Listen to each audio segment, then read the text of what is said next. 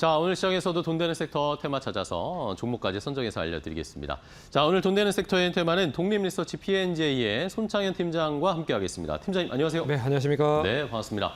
자, 오늘 시장에서 또 돈 되는 섹터 한번 골라보도록 하겠습니다. 첫 번째, 손창현 팀장이 선택한 돈 되는 섹터는 바로 명품주를 좀 살펴볼 필요가 있다. 명품주라고 해서 뭐 시장에서 종목의 명품주가 아니라요.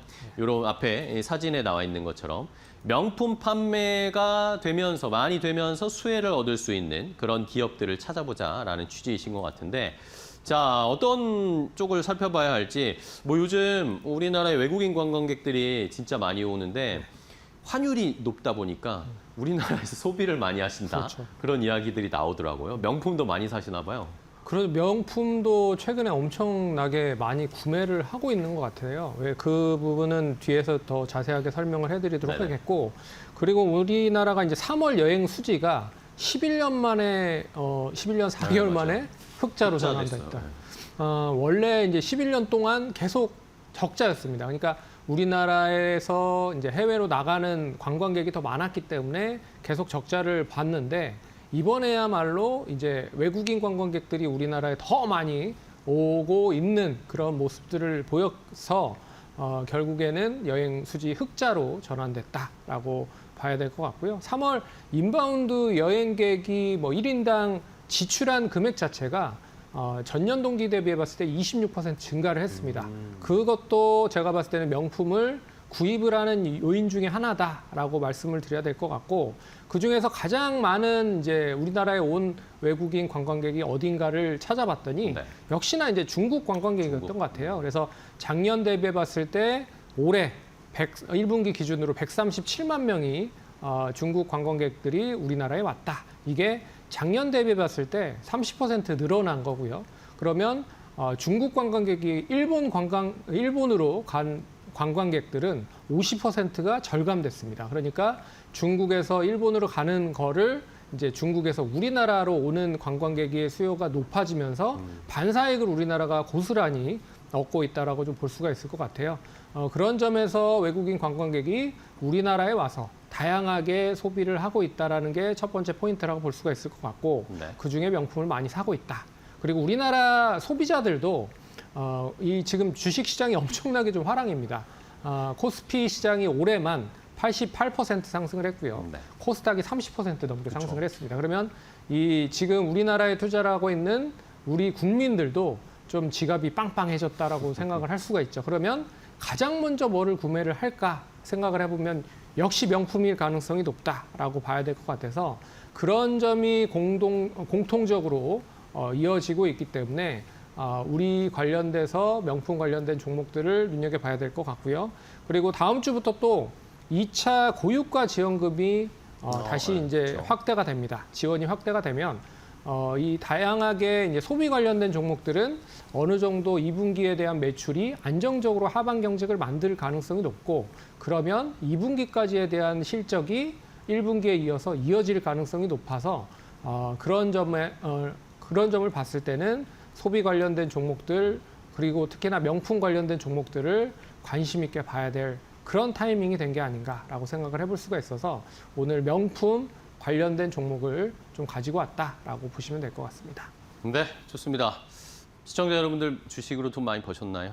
소비 많이 하시는지 궁금한데, 우리 말씀해주신 투자뿐만 아니라 외국인 관광객들이 지금 너무나 많이 오니까 여러분들 명동이나 성수나 이런 쪽에 가보시면 외국인들 정말 많습니다. 그런 외국인 관광객들이 지금 또 환율이 1,400원 후반, 1,500원대까지 가니까 외국인들 입장에서는 우리나라에서 돈 쓰는 게 덜 부담스러운 상황이 계속 이어지고 있죠. 그런 것들도 소비를 늘리고 그런 게 또 기업들의 실적으로 반영되고 이런 게 선순환이 되고 있는 상황입니다.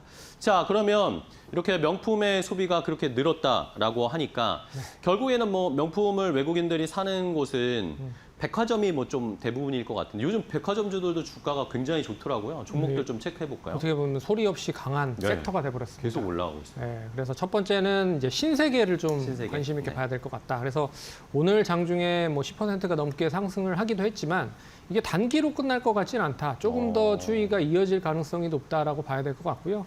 특히나 이제 자회사, 신세계 L&B라고 하는 회사가 조선호텔 및 리조트, 레스토랑 사업을 본격적으로 진행을 하면서 안정적인 실적에 대한 부분을 만들어 놓고 있다. 여기에 신세계 건설이라든지 그리고 신세계 프리파티 같은 이런 자회사들에 대한 실적도 나름 좋기 때문에 면세점과 더불어서 명품 관련된 이슈가 뒷받침이 되는 신세계 관심 있게 봐야 될 필요가 있다라고 첫 번째로 말씀을 드려야 될 것 같고요. 네. 두 번째 종목은 이제 롯데쇼핑입니다. 롯데쇼핑도 우리나라에 가장 많이 이제 입점이 되어 있는 백화점이 롯데 백화점이죠. 우리나라에 한 30개가 넘게 가장 많은 점포를 보유를 하고 있다. 그래서 PBR, 그러니까 자산 가치 대비해 봤을 때 땅이 엄청나게 많다. 그런 점을 감안을 해보면 지금 PBR 수준이 0.3배 정도 수준밖에 되지 않는다라고 봐야 될 것 같고, 그리고 동사는 이제 롯데마트와 더불어서 안정적인 실적을 구현을 하고 있는 상태다. 그러면 백화점 명품으로 수익을 땡겨주고, 그리고 이 여러 가지 지원금을 롯데마트에서 또 사용을 하면 롯데마트 관련된 부분의 실적까지 같이 연계가 될 가능성이 높아서 역시 롯데쇼핑도 단기보다 중장기적인 그런 흐름으로 전개될 가능성이 높다라고 일단 정리를 해봐야 될 것 같습니다. 네, 알겠습니다. 자, 대표적인 뭐 백화점 관련주 신세계와 롯데쇼핑 말씀해 주신 것처럼 실적 개선세들이 조금씩 나타나고 있고, 그리고 뭐 어쨌든 계속 최근에 안 좋았던 면세점 쪽도 이제는 조금씩 전환되고 흑자 전환되고 수익을 내는 쪽으로 바뀌고 있다라는 그런 뉴스도 저도 체크를 해봤는데, 이런 것들의 모멘텀도 함께 받을 수 있지 않을까. 자, 그러면 탑픽 종목을 하나 골라볼까요? 뭐 대표적인 백화점주 하나 남은 것 같은데. 대표적인 종목이죠. 현대백화점을 탑픽으로 네. 좀 봐야 되지 않을까 보고 있습니다. 동사는 1분기 때 최대 실적을 기록을 했다. 1분기 기준 최대 실적을 발표를 했습니다. 그래서 1분기에 백화점 순매출만 6,300억 정도 수준으로 발표가 됐고요. 영업이익이 무려 1,358억입니다.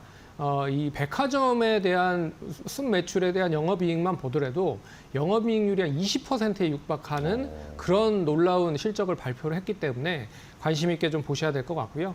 더현대하면은 최근에 많이 떠오르고 있는 게 여의도 지점이죠. 여의도 지점의 외국인 관광객에 대한 매출이 121%가 늘어날 정도로 엄청나게 여기에 대한 지점 매출이 늘어나고 있다. 당연히 이제 명품에 대한 수요도 같이 연계가 되는 것으로 판단을 할 수가 있을 것 같고요.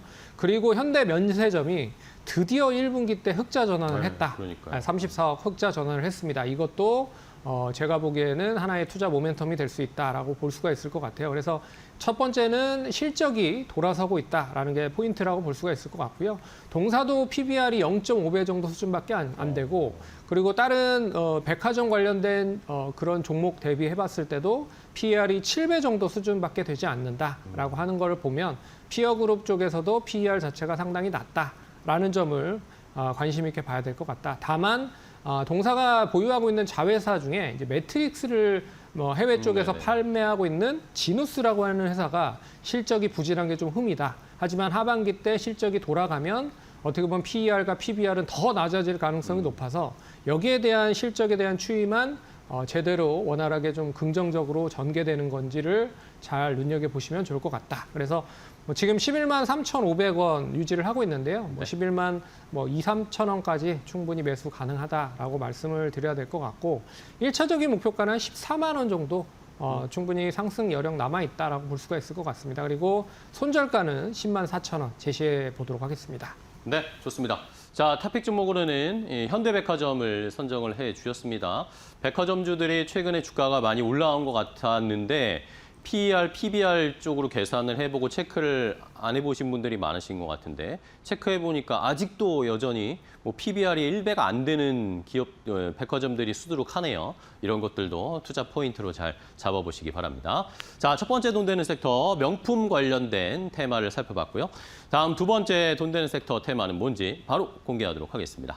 자, 이번 주에는 뭐 역시 이 보스턴 다이나믹스 상장에 대한 이 코멘트들이 좀 나오면서 현대차 그룹주들이 불을 뿜고 있습니다. 오늘도 뭐 현대차가 10% 가까이, 모비스도 20% 가까이 막 상승세가 나타나고 있는데, 자, 이런 추세가 상장 때까지 계속 좀 이어질까요? 어떻게 투자해야 될까요? 상장 때까지 계속 관심을 가질 필요가 있다라고 말씀을 드려야 될 것 같아요. 일단 현대차 그룹이 이제 보스턴 다이나믹스의 지분에 연결되어 있는 부분을 좀 살펴보면 네. HMG 글로벌이라고 하는 투자 회사를 통해서 이제 지분을 한 그렇죠. 50%를 보유하고 있습니다. 이 HMG 글로벌에 투자를 한 현대차 그룹이 현대차, 기아, 현대모비스를 합쳐서 한 50% 보유를 하고 있고요.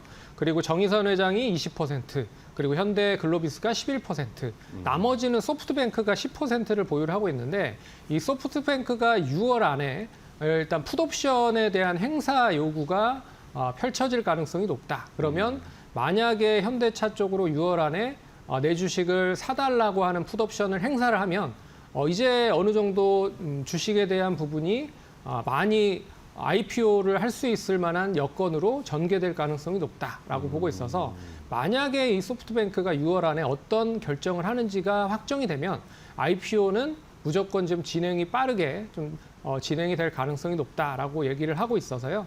6월에 상장을 할 수 있다라는 이야기가 나오고 있는 건 네. 그런 점에서 소프트뱅크의 10%를 행사를 할지 아니면 그냥 IPO까지 들고 갈지를 결정을 하는 수순이 나올 거다. 그 부분을 봐야 되는 게 첫 번째라고 볼 수가 있을 것 같고요. 두 번째는 이제 테슬라마저도 전기차 생산 라인을 줄이고 로봇 생산 라인으로 변경을 하기 시작을 하고 있습니다. 네네, 그렇죠. 이게 돈 되는 쪽에 집중을 하자라는 뜻으로 해석을 할 수가 있기 때문에 옵티머스를 본격적으로 양산을 한다? 그러면 현대차도 아틀라스를 본격적으로 양산을 할 수 있는 배경이 만들어질 가능성이 높지 않겠느냐라고 좀 봐야 될 것 같고요. 그리고 글로벌 빅테크 기업들, 메타나 구글이나 아마존 이런 기업들이 로봇 관련된 사업에 뛰어들었다라고 하는 것도 눈여겨봐야 되는 대목이다. 그리고 마지막으로는 본업인 전기차에 대한 캐즘이 어느 정도 회복이 되고 있는 상태고요. 그리고 북미에 대한 역대급 친환경차에 대한 판매가 진행이 되고 있기 때문에 결과적으로 로봇은 거들 뿐 안정적인 실적은 자동차에서 계속 나올 가능성이 높다. 그런 점에서 현대차, 보스턴 다이나믹스에 대한 상장의 기대감이 조금 더 뒷받침이 될 가능성이 높다라고 봐야 될 것 같습니다. 네. 자, 그러면 뭐 팀장님은 이 보스턴 다이나믹스 상장 수혜주로 어떤 종목 보시는지 궁금해요. 네. 지금 뭐 현대차 그룹주도 많고, 아니면 로봇을 봐야 되는지, 뭐 밑에 단의 부품주 이런 걸 봐야 되는지요. 저는 이제 그 뭐 현대차 그룹에 있는 밸류체인 안에 있는 로봇을 만드는 기업들이 당연히 이제 수혜를 받을 가능성이 높다라고 봐야 될 것 같아요. 그래서 첫 번째 종목은 DIC라고 하는 회사인데, 네. 이 회사는 이제 현대차 그룹 쪽에 이제 자동차 변속, 감속기를 주로 만들고 있는 업체입니다. 근데 로봇용 구동 모터를 올해 안으로 개발을 마무리해서 내년에는 양산을 하려고 준비를 하고 있는 상태고요. 그리고 보스턴 다이나믹스와 테슬라에 감속기를 공급을 할 수 있다라는 기대감이 계속 뒷받침이 되고 있어서 조만간에 뭐 긍정적인 뭐 뉴스가 나온다라고 하면 당연히 감속기 관련된 이슈가 될 가능성이 높다. 그런 점에서 단기보다 뭐 길게 보는 네. 관점으로 관심 있게 보시면 좋을 것 같고요. 두 번째 종목 화신입니다. 화신. 화신은 뭐 아시는 바와 같이 자동차 어떻게 보면 차체를 만드는 기업이다라고 생각을 하시면 될 것 같습니다. 그래서 현기차의 여러 가지 차체들을 동사가 거의 독점하다시피 만들고 있고요. 로봇에서는 바디 모듈과 그리고 팔, 다리 정도를 맡을 가능성이 높다라는 점에서 이제 현대차 밸류체인 안으로 들어갈 가능성이 높다라고 보고 있고요. 거기에 이제 신규 사업인 배터리 사업의 배터리 케이스 사업이 안정화를 가지고 있기 때문에 그런 점에서 눈여겨봐야 될 필요가 있지 않을까. 그리고 실적 대비해 봤을 때 원체 주가가 저렴하다. 그런 것도 제가 봤을 때는 화신 좀 중장기적인 관점으로 계속 지켜봐야 되는 타이밍이다라고 정리를 해야 될 것 같습니다. 네. 자, 화신과 그리고 DIC 두 개를 보았고요. 그럼 탑픽 종목으로 뭐 보시는지가 제일 궁금한데요. 탑픽 종목은 현대 글로비스 현대 글로비스. 한번 보실 필요가 있다라고 말씀을 드려야 될 것 같아요. 동사는 이제 그룹 어떻게 보면 현대차 계열 쪽에 여러 가지 물류라든지 해운 관련된 사업을 진행을 하고 있는데, 예전에는 현대차 관련된 그룹에 대한 매출 비중이 높았습니다. 네. 하지만 이제는 비계열 쪽에 대한 매출 구성이 상당히 계속 높아지고 있다. 있다라는 점을 눈여겨봐야 될 것 같고요. 거기에 이제 무역, 트레이딩이 계속적으로 확대가 되고 있는 상태고 특히나 이제 알루미늄 무역 사상 최대 분기 실적을 기록을 했다라는 점도 눈여겨봐야 될 것 같고 그리고 중고차의 소카와 전략적인 제휴를 맺어서 이제 탁송 관련된 사업도 진행을 하고 있다라고 봐야 될 것 같습니다. 그리고 보스턴 다이나믹스의 직접적인 지분을 보유하고 있죠. 앞에서 얘기해드렸지만 11%를 보유하고 있기 때문에 IPO 당시 그러니까 높게 평가를 받으면 한 100조 정도 평가를 받을 수 있다라고 얘기를 하고 있어요. 그러면 100조를 기준으로 했을 때 11%면 11조잖아요. 와. 동사 지분이 시가총액이 20조이기 때문에 11조만 되더라도 주가 상당히 탄력적으로 상승할 수 있는 배경이 된다라고 봐야 될 것 같고 그리고 PER 자체가 10배 이하로 낮다. 그런 점에서 현대글로비스 관심 있게 보시면 좋을 것 같고 1차적으로 지금 28만 원 기록을 하고 있는데요. 아마 27만 원 정도까지 분할적으로 접근 충분히 가능하다. 1차적인 목표가는 30만 3천 원을 돌파한 31만 원 그리고 손절가는 24만 원 제시해 보도록 하겠습니다. 네, 알겠습니다. 자, 현대글로비스 이 보스턴 다이나믹스 상장의 직접 수혜주죠. 보스턴 다이나믹스의 지분을 11%나 갖고 있습니다. 우리가 지금 뭐 스페이스X 상장 기대하면 거기에 투자한 금액이 어떻게 될 것이다. 이런 식으로 계산하면서 주가가 올라가는 것처럼 현대글로비스도 그런 패턴을 보여줄 수 있을지 함께 지켜보도록 하겠습니다. 자, 오늘 손차현 팀장과 함께했습니다. 팀장님 좋은 종목 알려주셔서 감사하고요. 다음 시간에 또 뵙겠습니다. 고생하셨어요.